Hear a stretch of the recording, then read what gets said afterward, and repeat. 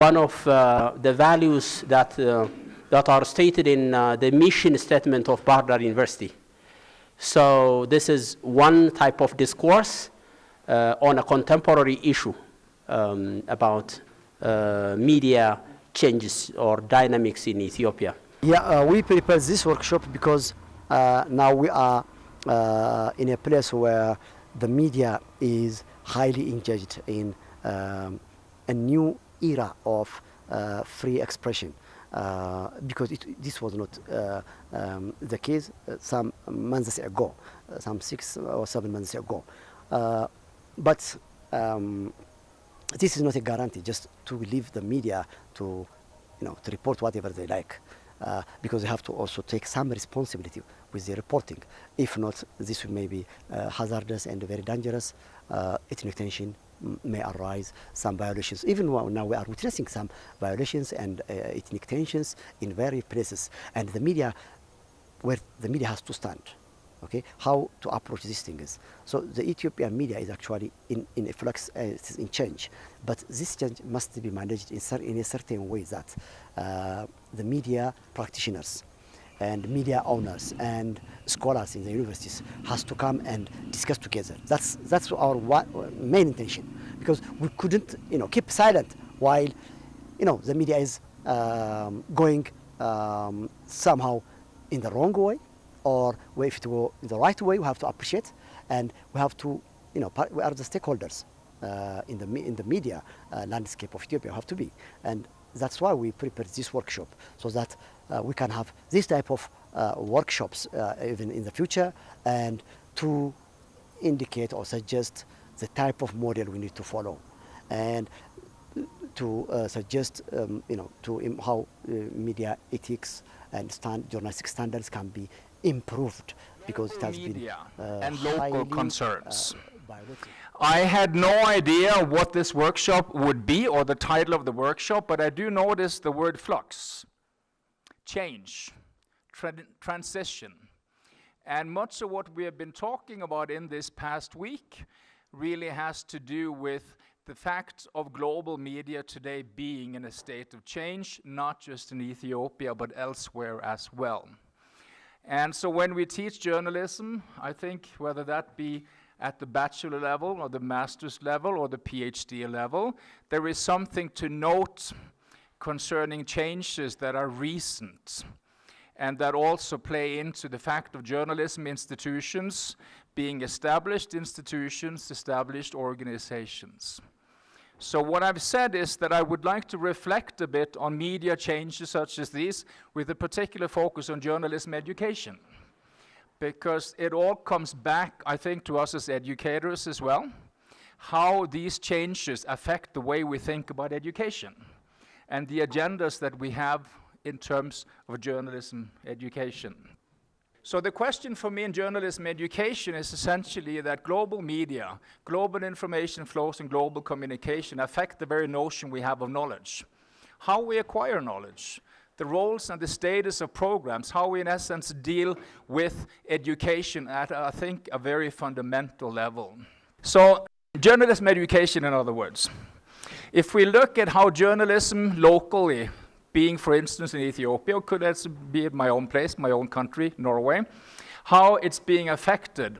I think what I would like to try and see formulated in a paper coming is that the very roles and the purposes of journalism are up for discussion.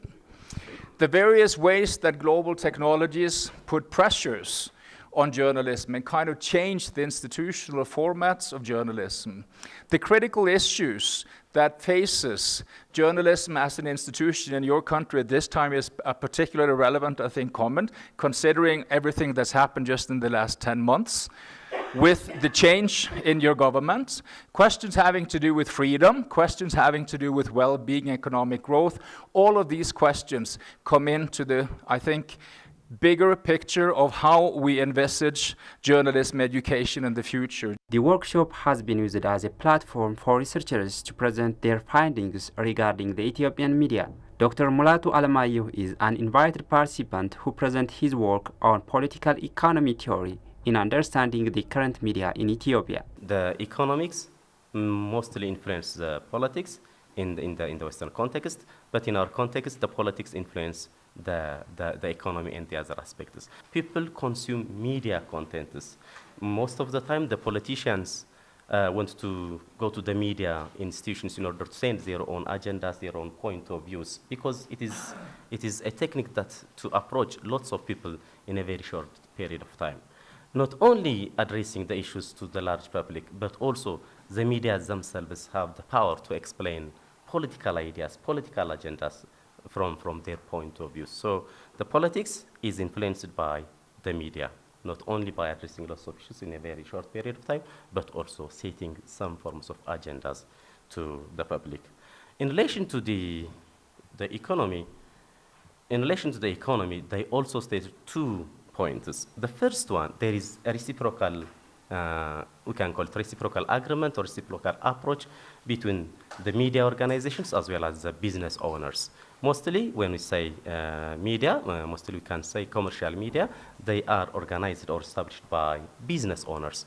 These business owners have some other business investments. So there is some kinds of link between the media owners as well as business owners of other sectors. In addition to, most media organizations are getting their income from advertisement. So unless they have some kinds of relationship with the media, the business owners, their income will be minimal. So there is some kinds of influence on the media, on the business sector, as well as the economic has some influence on the media situations. So they put it in this way. In addition to producing and disseminating commodities, as I mentioned in the definition of political economy, there is distributions and consumptions. Then they stated that, however, mass media also disseminate ideas about the economic and the political structure of a given country or a given state. So they showed how the media are strong enough to inject ideas in different sectors, particularly in politics and economics. Dr. Mulatu Alemayehu has also expressed points which are related to Ethiopian media history and major happenings after EPRDF has came to power to elaborate the media from political economy perspective. As you know, in 1991, when EPRDF came to power, there were lots of changes. One of the changes was just putting freedom of expression in legal documents. In 1992, in press proclamation, as well as in 1995 in its constitutions, freedom of expression was included. And as a result, many newspapers were mushroomed. People were enjoying the free flow of information. This happened because of one major influences. In fact, most people appreciate the then government. I can say the then government because it was almost 27 years. But it's not the interest of the EPRDF, rather it is the influence of the Western government. Unless a country or a government has included freedom of expression or free market system in their policy, they couldn't get any support from the West. So with that intention, the government of Ethiopia included freedom of expression in its policy. As a result, there were lots of media. Unfortunately, after that, there were a dramatic decline of both number and media contents in the Ethiopian context, particularly in the private media. Journalists were arrested, many newspapers were shut down, and unfortunately, many of our fellows fled to the second countries. We can list out 100 journalists at least. These were happening because of the systematic political pressure of the government, or the government systematically influences the media to support the development agenda of the government, or else the media will be out of circulation or out of the system. Just to look at how the political system influences the media is in relation to the government-owned media. One of the intentions of the government is to increase the number of government-owned media, public broadcasting service. Well, it doesn't fit the definitions with the government media, but let's use public broadcasting services. The number increased dramatically. Currently, there are 27 radio stations, FM, national, and regional. There are 7 television stations, including the satellite. This is a huge number relatively from our experience. But why this has happened? As I mentioned in the previous presentations, there was a political pressure the government, or the government systematically influence the media to support the government agenda, then in this case, the government principle was, or it was, it is still mentioned that the state is a developmental state. So all the media should support the development and the economic aspects of the state, the government. So these media are the main agents to promote the development agenda of the state. This is the first point that we can mention in the political economy theory of, in relation to the media. Anti-terrorism law, as you well know it was imposed in 2009 in order to prevent or foil the terrorist activities. Unfortunately, journalists and politicians were the prime victim for this law. Many journalists were taken to jail, or they left their country. And freedom of expression almost culminated. And freedom of information, or free flow of information, were restricted because of the influence of the anti-terrorism. A journalist can write a story, however, he doesn't know how that story is interpreted by anybody who can call the prosecutor or the security people. If the story is found that it has some kinds of connection, or it has support the idea of the terrorist group, which were designated as terrorist groups by the parliament, then these journalists will be taken to jail for about 10 to 20 years. So why poor journalists will go to jail? Then the immediate action was just to ignore that particular story. So it culminates the free flow of information in the country. The other one, even institutions have started censoring themselves. For example, Brahman and Salam, one of the printing enterprise, the largest printing enterprise in Ethiopia, started censoring news contents of the newspaper, because what the anti-terrorism law states: anyone who publishes, disseminates, or distributes any information related to the terrorist group, then they will be taken to jail. So they officially started censoring the content. How about now? After the coming of Dr. Abiy, almost journalists are feeling free, and the law is under revision. And we can say journalists and politicians can say whatever they wish, at least. In addition to anti-terrorism law, which was imposed in 2009, another issue was linked to declaration of 2 states of emergencies consecutively within a short time gap in between. The researcher has presented the impact of them in the perspective of Ethiopian media. In 2 years period, there were 2 declarations of state of emergency.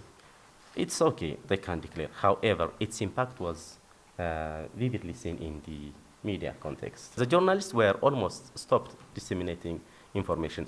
At the very beginning of the state of emergency, it says, if someone disseminates, even you can't comment, share on the online media, then it was a challenge for the Ethiopian media. However, then the coming of the new leadership, this state of emergency almost left, then people are enjoying, and the diaspora media are now in the country. They are sending information from in to out, so they are free. Well, I can also mention some of the organization. For example, Ethiopian Broadcasting Authority. Well, we couldn't know how it was independent when licensing the radio stations or other television stations, and it had unchecked authority. However, right now it is, in fact, it was first accountable to the Prime Minister. Right now it's accountable to the Parliament, and lots of changes are happening in the Broadcast Authority. Before this period, the Broadcast Authority can cancel your license with any silly reasons without considering other aspects. And there are also lots of changes in Ethiopian Broadcasting Corporation, Ethiopian press agencies, and Ethiopian news agencies. Lots of changes are happening both structurally as well as in human aspects. The media. I classified the Ethiopian media into 3. Well, there are 2 politically. The first one is government, and the second one is private. However, I classified into three. The first one, we can call it government. And the content of these media are mostly development issues, and they were used as a mouthpiece of the government, and their agenda was just propagating the policy of the state. And we can call those journals are protocol-oriented journalism. And the news selection criteria is the positive issue, was the news selection criteria. Sources were government officials, and they can say whatever they wish, and they are free. They will not be taken to jail. In fact, the information they give to the media are somehow does not affect the large public. How about now? Now, attempts, these media are trying to focus on marginalized issues, which were not discussed in the media before. For example, the human rights issues, the harassment, lots of issues are now presented in the media. You can see both in the regional as well as the federal media. Lots of changes are seen. Sources are almost everybody, and they are free. So far, sources are free. The second group that I classified is commercials. Commercials, they are purely owned by private organizations, and they entertain issues of silly, well, I can't say silly, but less hard issues or soft issues like sport, art, culture, and some other aspects. And the sources are sport people, artists, etc., etc. Sources are free of risk because they don't deal any critical issue of the government. The sources are artists, sports people, and general public. How about now?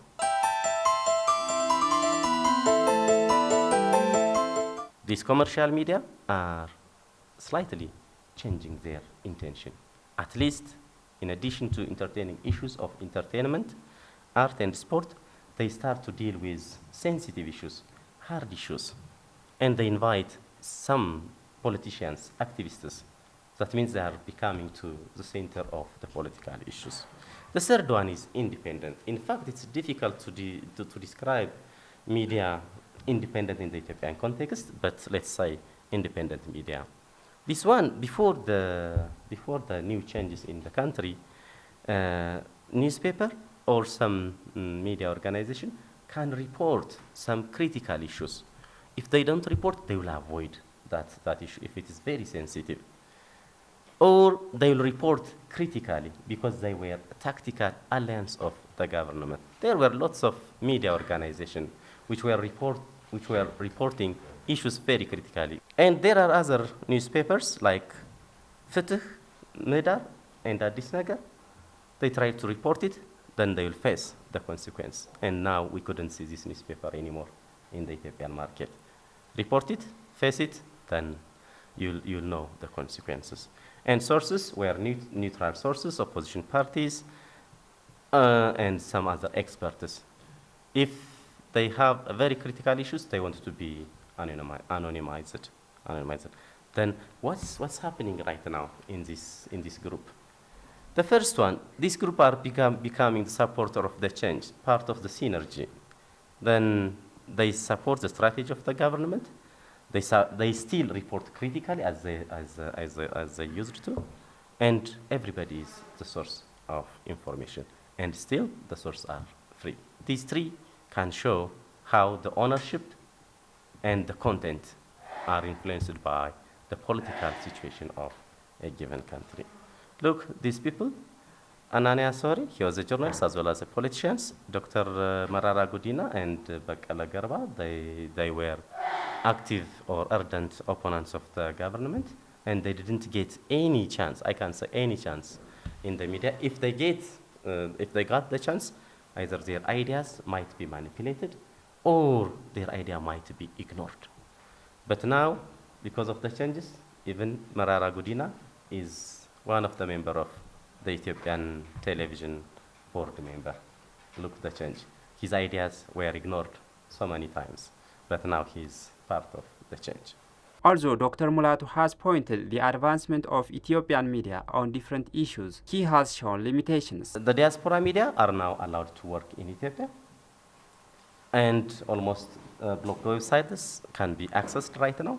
People are free to choose the media.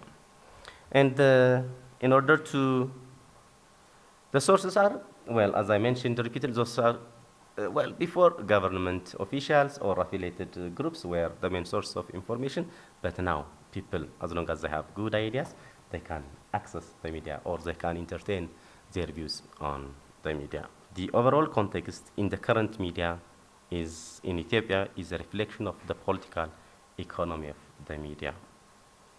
Politics still influence the Ethiopian media, but my argument is the Ethiopian media, or all the changes what I have mentioned so far, are not institutionalized. Among the participants of the workshop, Dr. Jamal Mohammed is the one among those whose research works were presented. On his presentation called Ethiopian Journalism at the Crossroad, he has shared similar points that shows limitation on the implementation of journalistic works across every media of the country. The giant media owner is the government in Ethiopia, the state media up to now. And when you look the way the media is used by the government, it has, there are a lot of problems. Of course, the government repeatedly in the last 20 or 27 years claims that it is, employing or following development journalism model. But actually, when you look the practice on the screens, or when you look on your research, what has been broadcasted and how they are reporting, you find that actually it is hard to claim that development journalism is employed in Ethiopia. So it is almost a type of propaganda model that has been employed, or public relation model is used just to to build up a good image of the EPRDF or the government. And you find PR, public relation, as a news producer and broadcaster within the state media. And this is actually very odd when you look around the world. Or they also produce programs, and they are increasingly grabbing the airtimes of the state media, which claimed that it is following development journalism. On the other hand, when you go to the private media, there is a certain pattern of pro-opposition or anti-government approach they are following. And so the Ethiopian media is highly polarized. It has been researched by various researchers, and this polarization is also one of the problems. Now they are with this polarization. They go to the free market, to the free expression of the media. Now, where this will take us? And now they are trying to show that they are with the public. So there is a lot of confusion. What type of model, for example, now? They were claiming, for the state media was claiming that they were following the development journalism. Okay, good. But now, what they are following now? Not clear. That's why you have, even after the coming of the new prime minister, you find a lot of media reporters that are unbalanced, or that are violating the rights of accused people. They are reporting before they go to the court, and you find some to inclined reporting ethnic tensions from one side. So there are a lot of problems. So these confusions leads me to say that actually Ethiopian journalism is in the crossroads. Just note that some key questions have concerned us in journalism studies ever since. One of these questions would be the notion that ownership to the media makes for big potential pressure points on the content, the information flows. The ownership of the Ethiopian state media has to be reversed, has to be shifted to a public service broadcasting. The two are different. If it is, for example, a public service broadcasting, the radio or television or the newspaper will be managed by people who do not have any affiliation to the ruling party or another opposition political party or a certain ethnic group or religious group. Okay, they have to serve, in their mind is just serving the Ethiopian public in the right way. So first we need to take, and we need to have that type of media ownership. So the media ownership should be reversed. If not, development journalism doesn't have any place if the state is still controlling the media. For example, the recent reports like the documentary that you have, this wouldn't have happened if the media was managed by a public service broadcasting model, because they will stop and check, is it really ethical? Is it really to the standards of journalistic principle? They will check it, okay? I mean, that doesn't mean that you will have this type of quality reporting within 24 hours or within 1 month or 1 year. But we need to start to exercise. And the state media should be detached from the strong influence of the ruling party or the government from Ethiopia. That's one of the solution. Then after that, you can have, for example, development journalism training for journalists.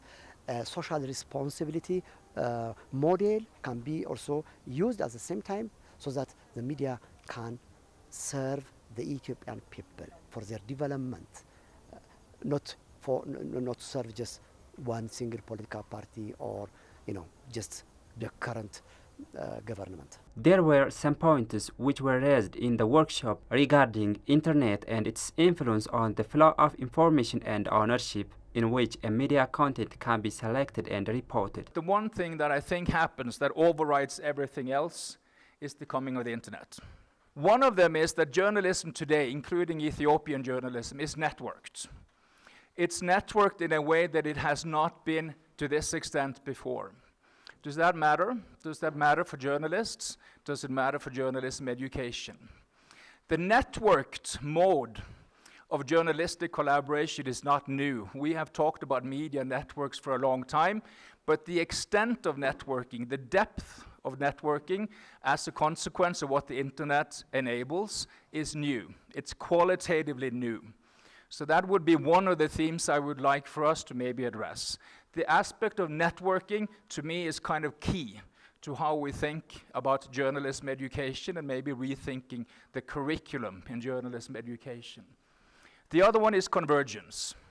The idea that various media technologies, broadcasting and telecommunication, print, whatever you might think of, converge to the point where the media platforms, for instance, my computer or your smartphone, could be the point of view of delivery of both production and reception of content. The question that technology now allows for a conversion has deep implications for how we talk, how we write, how we interact, how we communicate, how we produce. And I could tell you this much, the students I've been with this past week have computers and smartphones that only 10 years ago no one had. That obviously has a key impact, not only on journalism, but how we should think journalism education. So we have networks, we have convergence. The third one that I would kind of like to close this with, because I realize 15 minutes is usually faster than you think, and my 15 minutes are probably up. But in 2007, something occurred that I think is a very good illustration of what I'm trying to tell you. This is Time magazine, 2007. Time magazine being an American magazine, and as many of you know, every year they elect Man of the Year. Some of you may also know that the one person who today is sort of very seriously considering how to go about and actually become Man of the Year would be the current president of the United States, Donald Trump. But Man of the Year at this point in 2007 is you. It's all of us. And I'm not kidding, I'm not faking, it's actually true. In 2007, Time magazine said, you are or is the man of the world, depending on grammatics.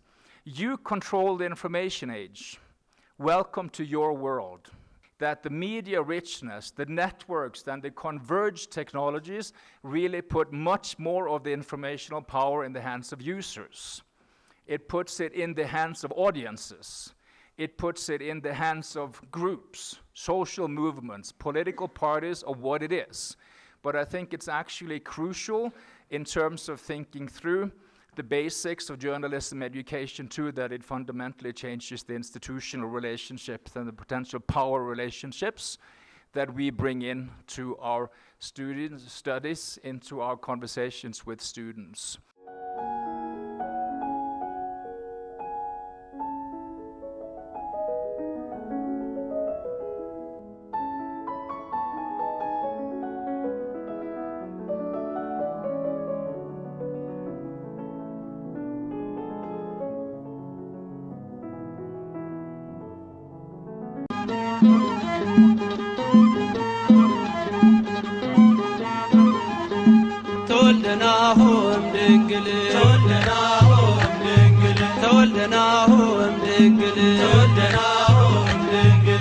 ነገር ነበር በነቢያት አፍ እምድንግል አንዱ በእግዚአብሔር ባንዱ በመንፈስ